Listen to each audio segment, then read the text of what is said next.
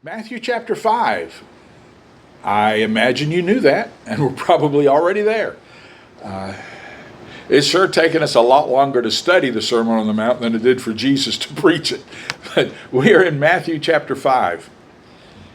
We are in this section from verses 38 to 42 that are some of the most well-known sayings of Jesus. You know, go the second mile, give him your coat, eye for an eye, turn the other cheek. And those phrases are often misunderstood and often misinterpreted. And if you did not yet hear last Sunday's lesson, that would be May the 25th, I would encourage you just to push pause on this one, go back and listen to last week's sermon. It sets the stage for today. Just a reminder again that when we study the scripture, we need to find out when the speaker said these things, what did he understand he was saying? When the writer wrote the letters in the New Testament, what did he understand he was writing? And then second, how would the original audience have understood the words? You know, when you're reading Paul's letters, it's like, okay, well, Paul was in the first century. He was a Jew. When he wrote these words, what would it have meant to him? And what would it have meant to the original readers when they read his letter? When it comes to the Sermon on the Mount, I said, okay, what did Jesus mean when he was saying this? And the people that were on that hillside listening to him, how would they have understood it? What did their culture, their context tell them he was talking about? That's critically important. Last week, we talked about how Jesus says, don't seek revenge. Saying, don't try to get yours. Don't try to get even. Don't seek revenge. And we studied eye for an eye, and we studied turn the other cheek. Today, in verses 40 through 42, he goes beyond simply saying, don't seek revenge, and he says, go the second mile. Go above and beyond. In other words, exceed expectations.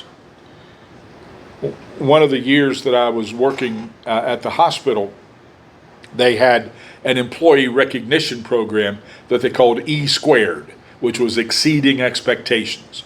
And if you found somebody that was going above and beyond, you know, the call of duty, you could nominate them and they would get the E squared little badge that they could wear, that they were exceeding expectations. Well, Jesus tells us in these verses, if you're my follower, you should exceed expectations. Verse 40, if anyone wants to sue you, the NIV says take your shirt. The King James says tunic. I'm going to use the word tunic because it's better able to differentiate what he's talking about here. Hand over your coat. The King James says cloak as well. If anyone forces you to go 1 mile, go with them 2 miles. Give to the one who asks you, and do not turn away from the one who wants to borrow from you. These verses, as I said, have been misinterpreted and misapplied through the years. So we're going to dig into what it meant to those people on the hillside, glean the principle from that, and then make the application to us today. First, he says, if somebody wants to take your tunic, hand over your cloak as well. Remember last week when we talked about eye for an eye, that was a courtroom setting. So is this. If someone wants to have your tunic, give them your cloak. And the phrase there, the NIV says, if they want to take it, let them have it or give them. The King James says, let him hand it over. It's a legal term.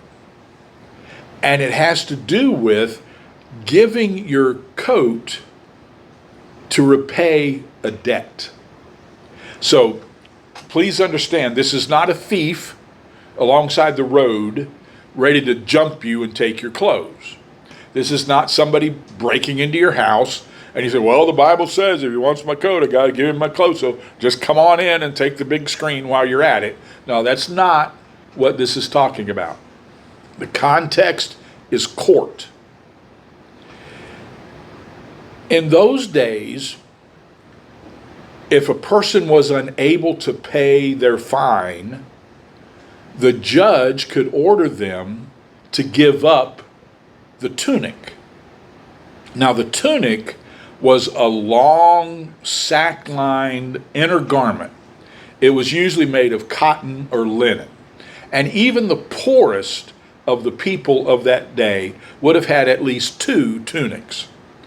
So the court was allowed to say, you owe this man this much money, you don't have it, so give him one of your tunics as payment. The cloak, the outer garment, was what we would have considered their robe. But what was the significance about that robe, or the King James says the cloak, is that it was used at night as their blanket. And nights in the Middle East got frigid. And so the law said specifically, Exodus chapter 22, if you take his cloak, you've got to give it to him before the sun goes down, because how else can he sleep? So get this context in your mind.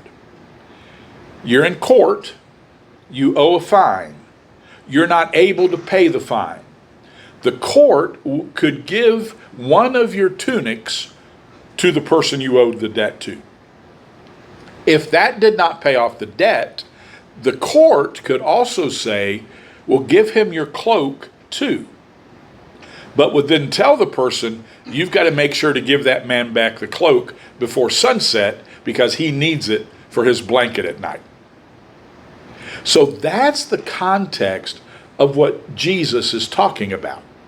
He is saying you're not required to give up your cloak, but as my follower, exceed expectations and go ahead and give your cloak. Now, he's not saying let yourself be taken advantage of. Jesus often turned people down when they came after him about some things. And Jesus did not say, if he wants your tunic, give him your house. Jesus always set boundaries. But what he is saying is, it's better to take the loss of even your cloak and stay at peace with people rather than trying to prove your point and cause strife. Exceed expectations. Go above and beyond what's required of you. Then we get to the second mile. If anyone forces you to go 1 mile, go with them 2 miles. Here's the context. In Jesus' day, Roman law gave a Roman soldier the right to force civilians to carry their kit for 1 mile. That was the law. You could be on your way to the market and a Roman soldier come up to you and say, I've got to go down the road a trip. You need to walk with me this first mile and carry my stuff. And the Jewish person would be required to do it. Now you stop and think about that. You're on your way to the store and you're walking and all of a sudden this soldier says, you got to come with me 1 mile and carry my stuff. So you've got to stop what you're doing, go with that soldier for 1 mile. Then you've got to walk back that mile to finally get to finish going to the market. Now, I don't know how quickly you can walk 1 mile or 2. That would be all day for me. It's like, okay, I just might as well go home. I'm not getting to the market today. This was a massive inconvenience to the Jewish people, but it was the law that a Roman soldier, anytime he saw fit, could stop any Jewish civilian and say, carry my stuff with me. I've got a job to do, and it's 1 mile away or further. You go and carry my stuff.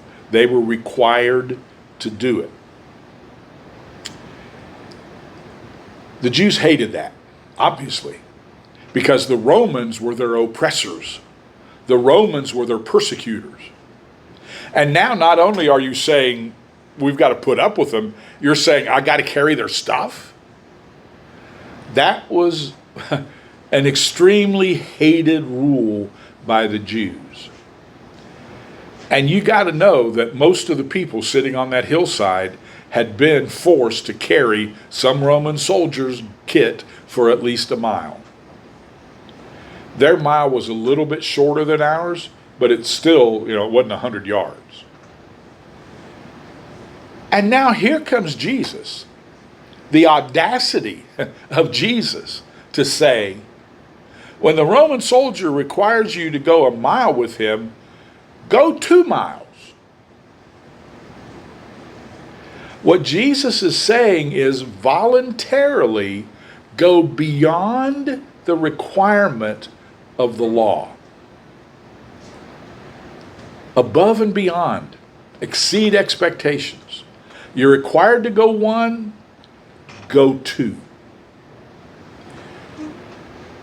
Now again, he doesn't say go 10 or go as many miles as the soldier wants to try to make you go. He says go 2. Jesus always set boundaries. Sometimes we as humans have trouble setting boundaries. Jesus had very clear-cut boundaries. And in his teachings, there are very clear-cut boundaries. Don't let yourself be taken advantage of. Be generous, go above and beyond, go the 2nd mile, but he doesn't say go the 5th mile or go the 10th mile. So please keep that in your mind as you try to live out the implications of Jesus' teachings here. You do know, right, that there are 2 ways to do something?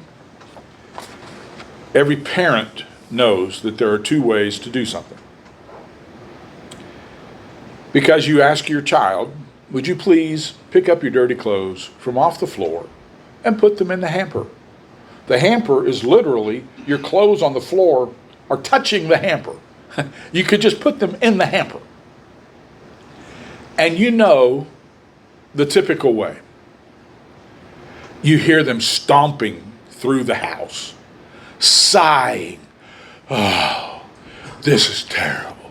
And it's like every step is going to be their last. And they're banging into the wall and they're doing all kinds of things. We all understand that's one way to do things. And let's be honest, well, I'll be honest. There are days when I wish I could get by with that, Okay, if I have to. And then there's a second way of doing it, which is cheerfully and with a good spirit and a good attitude and doing that stuff. And we need to understand that every day as a Christ follower, we make the choice of how we're going to do the requirements of life. They call it adulting now. Have you heard that phrase, adulting? Being a grown-up. I can identify at times with a t-shirt I saw. There's a lot of things I'd wear if people didn't know I was a preacher. but there's a t-shirt that says adulting, 0 stars, would not recommend. And some days we feel that, right? I don't want to be an adult anymore. But we have an obligation to fulfill the requirements of life as a follower of Christ with a positive, cheerful spirit. It's my opinion, I don't think I can prove it biblically, but it's my opinion that part of what Jesus is teaching here goes back to what he said in this lesson, in his real time, just a few minutes before this, when he said, let your light so shine before men that they'll see your good works and glorify your Father which is in heaven. This is one of the ways you do that. If somebody requires you to go 1 mile, go 2. However, if Jesus is at least in part using this as an illustration of how to let your light shine, how you do the first mile will determine how the soldier reacts to you going the second mile. And by the way, you need to write this down. It's not in your notes, but you need to write this down because this is profound. You can't go the second mile till you go the first mile. Okay? You can't go the second mile until you go the first mile. So if Jesus is saying, you're the light of the world, let your light so shine before men that they will see your good works and glorify your Father which is in heaven. Oh, and by the way, here's one of the ways to do that. If somebody asks you to go 1 mile, go 2. Jesus is assuming that the first mile you walk with them is not going to be stamping your feet and sighing, I can't believe how heavy this load is. I can't believe this stupid law that makes us Jews take care of your stuff. You're the one that's the soldier. You're the one that's going through all the physical training. Carry your own bag, And then you get to the second mile and say, oh, let me walk the second mile too. By that point, the soldier probably said, it's okay, But what if, just what if, during that first mile, the Jew who's carrying that Roman soldier's bag is polite, is conversational, is kind, engages that soldier in conversation? How did you choose to be in the army? Do you have family? Where are you from? Carry on a conversation. Be pleasant. At the end of the first mile, the soldier says, okay, you've done your mile, you can go back to what you were doing. And the person says, no, I'll go the second mile with you. I'll carry it another mile. You've got to know that at some point, one of those soldiers would have said, what is it with you people? You're the third person this week who has told me, let me take it a second mile. Why are you doing this? Well, I follow Jesus, the rabbi from Nazareth, and he taught us to go above and beyond what's expected of us, to go the second mile. I'm happy to do this. And they carry on that conversation. Wouldn't you think that at some point one of those soldiers would say, I got to find out who this Jesus guy is? Because his followers are a different breed. His followers are just astonishing in their attitudes. I'm used to Jews hating me. These people are pleasant. They're conversant. They're kind. What's going on? Years later, the Apostle Paul said that there were many Christians among the soldiers at Caesar's palace. And I believe that the bulk of that was probably because of Paul's impact on them. But I wonder if maybe some of the older ones had been some of these soldiers that had experienced Jesus' followers going the second mile. And it piqued their curiosity. And they began to eavesdrop when Jesus was teaching, and maybe became a follower of his themselves. Why? Because somebody did the first mile obligations with a cheerful spirit, with a pleasant disposition, and then went above and beyond and did a second mile with the same spirit. Every day, several times every day, we choose the attitude with which we will fulfill our obligations. You know it on the job. There are people there that will do the bare minimum and fuss and gripe the whole time they're doing it. There are other people who are willing to do above and beyond. Again, not letting themselves get taken advantage of, but walking that first mile and then walking that second mile with a Christ-like spirit.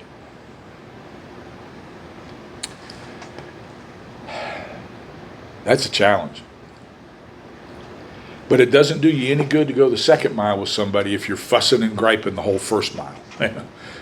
Fulfill the responsibilities of life with the Spirit of Christ, with peace, with joy, with gratitude, and then go above and beyond and exceed expectations. Then we get to a tough one. Verse 42. Give to the one who asks you, and do not turn away from the one who wants to borrow from you. Most scholars believe that Jesus is referencing Deuteronomy 15 here. And I put that in your notes. You can download the notes so you can follow along with us. And this is what it says, and it's in your notes. Follow along as I read it. If anyone is poor among your fellow Israelites in any of the towns of the land the Lord your God is giving you, do not be hard-hearted or tight-fisted toward them. Rather, be open-handed and freely lend them whatever they need. Be careful not to harbor this wicked thought. The seventh year, the year for canceling debts, is near, so that you don't show ill will toward the needy among your fellow Israelites and give them nothing. They may then appeal to the Lord against you. You'll be found guilty of sin. Give generously to them, and do so without a grudging heart. Then because of this, the Lord your God will bless you in all your work and in everything you put your hand to. There will always be poor people in the land. Therefore, I command you to be open-handed toward your fellow Israelites who are poor and needy in your land. A couple of very important words in this passage. Verse 8, freely lend them whatever they need. Verse 9, the seventh year, the year for canceling debts.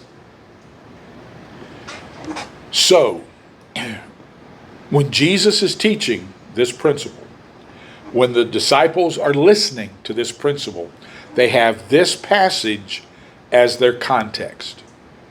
He's talking about lending money to somebody who has a need. And then he throws in, don't worry about the seventh year, the year of canceling debts. Because in the Jewish culture, every seventh year, all debts were canceled.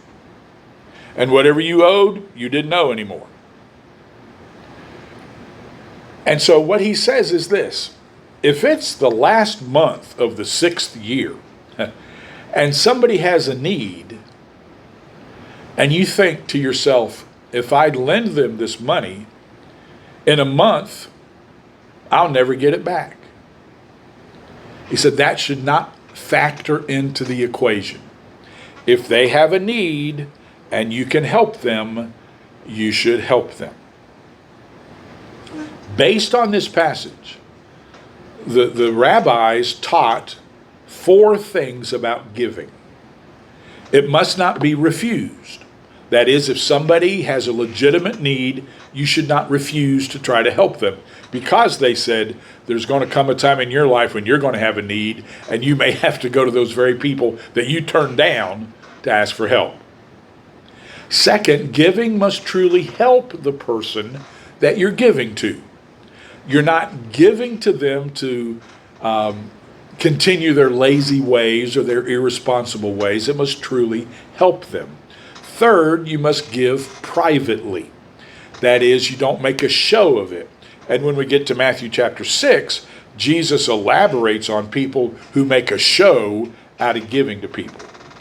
And then they said, realize that giving is an obligation, but it's also a privilege, because when you give to God. So, again, context is essential. Jesus is not saying anytime somebody comes up to you on the street and asks for money, you have to give them money. That's not what he's saying. It's significant that the passage in Deuteronomy 15 talks about a debt and talks about lending. In Matthew 5, verse 42, do not turn away the one who wants to borrow from you. And that word borrow means with interest. So again, this verse is not teaching you that you have to give money to everybody on every street corner. That's not what he's saying. He's saying if you know somebody who has a legitimate need and you have the means to help them, you should generously and open-handedly help them. And he's saying, with the words he uses, it's okay if you want to charge interest. However, if you study the Old Testament in the King James Version, when it talks about these things, you'll find the strange word usury, U-S-U-R-Y. It was a word that meant unlawful interest. Because what was happening is, even among the Jews, there would be a wealthy Jew who would loan money to the poorer people, but would charge exorbitant interest. And that was against the law. And so Jesus is not saying let yourself be taken advantage of. He's not saying you have to give money to everybody that's on the street. He's using the context of, here is a person, James says, if you see a brother or sister in need, there's somebody you know, and it starts with the family of God. There's somebody you know that has a legitimate need, and you can help them. Jesus says, help them, and don't worry about whether you're going to get it back or not. Just be generous and kind and help them. And do remember 2 Thessalonians chapter 3, verses 10 through 12, which I propose would be a pretty solid public policy. For even when we were with you, we gave you this rule: the one who is unwilling, not unable, unwilling to work shall not eat. We hear that some among you are idle and disruptive. They're not busy, they're busybodies. Such people we command and urge in the Lord Jesus Christ, settle down and earn the food you eat. Yeah, I vote for that policy. So again, this does not mean that your neighbor whose garage is half filled with your tools comes again tomorrow and says, can I borrow this? It doesn't mean you have to say yes. He's not saying, I'm excusing irresponsible behavior. He's not saying I'm excusing laziness. He's saying, here is a person who through no fault of their own is in trouble. They have a need. You have the ability to help them in their need. If you're going to be my follower, exceed expectations and help them generously and with an open hand. Generous spirit. So from these verses, there are really two overarching principles. The first we studied last week: don't seek revenge. Don't take the law into your own hands. Don't focus on trying to get even. Don't seek revenge. But rather, do more than is required or expected. Live your life with a generous heart, with a kind heart, and if you can help somebody, help somebody. This church is filled with people who live that out, who minister to each other in very practical ways and help each other out. That's what he's talking about. Be generous, be kind, be open-handed. If you can help somebody, help them. A couple of years ago, I heard this song. If you want to look it up, it's by the Hoppers. They're a Southern Gospel family group. And it's called Walk To, T-W-O. And the song takes this principle and applies it real practically to somebody who asks you, do you have time? Can I talk to you about some stuff? Or would you help me pray about some stuff? And the chorus sums it up like this: if he asks you to walk a mile with him, walk 2. And if he asks you to lend an ear to him, listen the whole night through. And if he says, please would you pray, call his name night and day, And if he asks you to walk a mile, walk 2. That's what Jesus is saying. If somebody has a need and you can help them, help them. Whether it's financially, whether it's a listening ear, whether it's taking them to the Lord in prayer, what they need, help them. Father, it's so easy to get hung up in all of the minutia of what this means or doesn't mean that we miss the big picture so many times. You want your people to be generous people. You want your people to be loving people. You want your people to be kind people. And Lord, I think about how important it is for those of us who call ourselves Christians to go the first mile with the right attitude, let alone the second mile. So many times, Lord, our attitudes are contagious in a negative way. But Lord, help us to face the difficulties and the challenges and the victories of life with the proper spirit, with the right attitude, with the power of Christ and the joy of the Lord flowing from us. So that when people see us coming, they'll be thankful because they know we will encourage them. We will help them if we can. We will be a positive part of their day. So Lord, help us to exceed expectations. Help us to live our lives in such a way so that people would say, I don't know what their religion is, but I'd like to learn more because they're different. And may our light so shine before men that they'll see the way we live and they'll give glory to you. Now may the Lord bless you and keep you. May he make his face to shine on you and give you his peace now and evermore. Amen. Thanks for tuning in. Thanks for being here today. God bless you. Go in peace.